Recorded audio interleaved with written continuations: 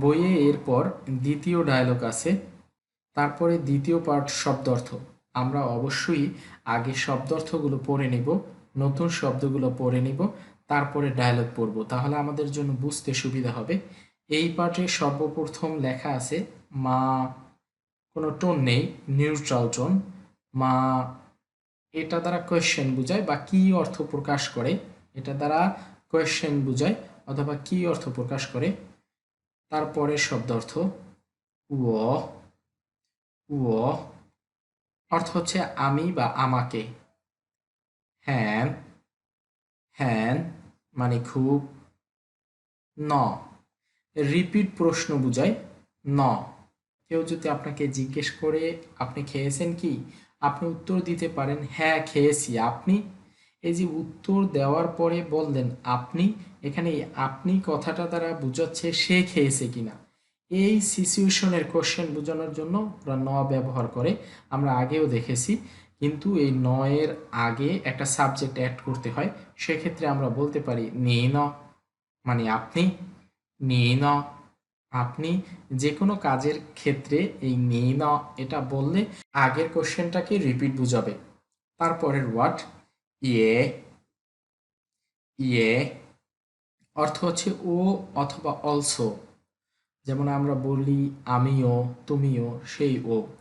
৬ নম্বর আছে একটা নাম লিন্না, এটা মুখস্থ করার কিছু নাই, তাহলে আমরা এখান থেকে এই ৫টা শব্দ অর্থ একবারে ঠোঁটস্থ করে ফেলব। আমি শব্দের উচ্চারণগুলো আবারও বলে দিচ্ছি। মা, মা, উয়, উয়, হ্যান, হ্যান, ন, ন, ইয়ে, ইয়ে। আপনারা শব্দগুলো একবারে ঠোঁটস্থ করে ফেলবেন, মুখস্থ করে ফেলবেন। এরপরে আমরা যাব দ্বিতীয় কথোপকথনে বা দ্বিতীয় ডায়লগে, দেখি কি লেখা আছে। দ্বিতীয় ডায়লগেও এখানে দুইজন ব্যক্তি কথা বলতেছে। প্রথম ব্যক্তি হচ্ছে লিপো, এই ছেলেটা। লিপো বলতেছে লিন্না, লিনা মানে লিনা, নি হাওমা, লিন্না। আমরা টোন সহকারে পড়ার চেষ্টা করব। যখন আপনি শব্দের অর্থগুলো মুখস্থ করবেন, অবশ্যই টোন সহকারে মুখস্থ করবেন। এই টোনগুলো মনে রাখার সিস্টেম হচ্ছে আপনি প্রচুর লিখে লিখে পড়বেন, তাহলে মনে থাকবে। তো লিপো বলতেছে লিন্না মানে লিন্না, নি হাওমা। আমরা জানি আগেই নি মানে তুমি, হাও ভালো, মা দ্বারা প্রশ্ন বোঝায়, তাহলে নি হাওমা অর্থ হচ্ছে তুমি কেমন আছো বা আপনি কেমন আছেন। লিন্না এই মেয়েটা, লিন্না উনি উত্তর দিছে ও হ্যান হাও, ও হ্যান হাও আমি খুব ভালো আছি। নিয়ে ন আপনি, নিয়ে ন আপনি। এখানে এই আপনি কথাটা দ্বারা বোঝাচ্ছে সে ভালো আছে কিনা। তো লিপো, এই লিপো উত্তর দিছে ইয়ে হ্যান হাও, ইয়ে এটার অর্থ ও, হ্যান হাও খুব ভালো, ও খুব ভালো। কিন্তু অ্যাকচুয়ালি পুরো বাক্যটা হবে ও ইয়ে হ্যান হাও মানে আমিও খুব ভালো আছি।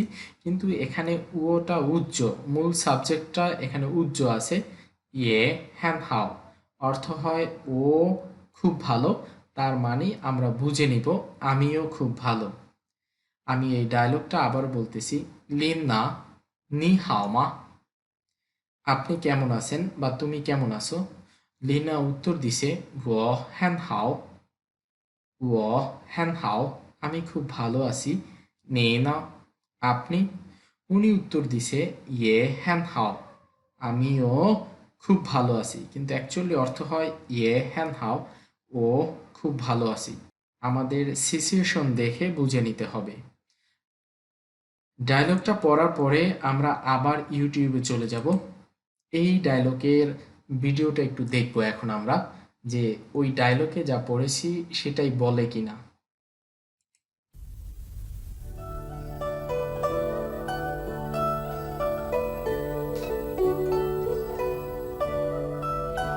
琳娜，你好吗？我很好，你呢？也很好。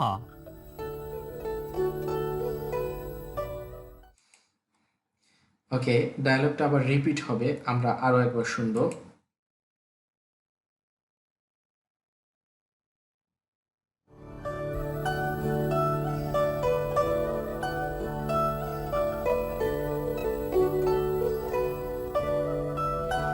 琳娜，你好吗？我很好，你呢？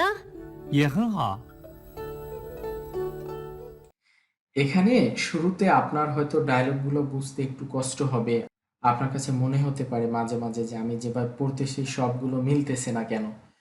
কিছু কিছু ওয়ার্ড থাকবে যেগুলো আপনি একবার দুইবার শুনলে বা পড়লেই ওদের সাথে মিলবে না। আপনাকে বারবার পড়তে হবে এবং বারবার শুনতে হবে। আস্তে আস্তে দেখবেন ওদের সাথে সবই মিলে যাচ্ছে, কিন্তু শুরুর দিকে মনে হইতে পারে যে মিলতেছে না। এটা নিয়ে ঘাবড়ে যাওয়ার কোনো কারণ নেই। আপনারা কোনো কিছু চিন্তা না করে আমি যেভাবে বলবো ওইভাবে পড়তে থাকবেন।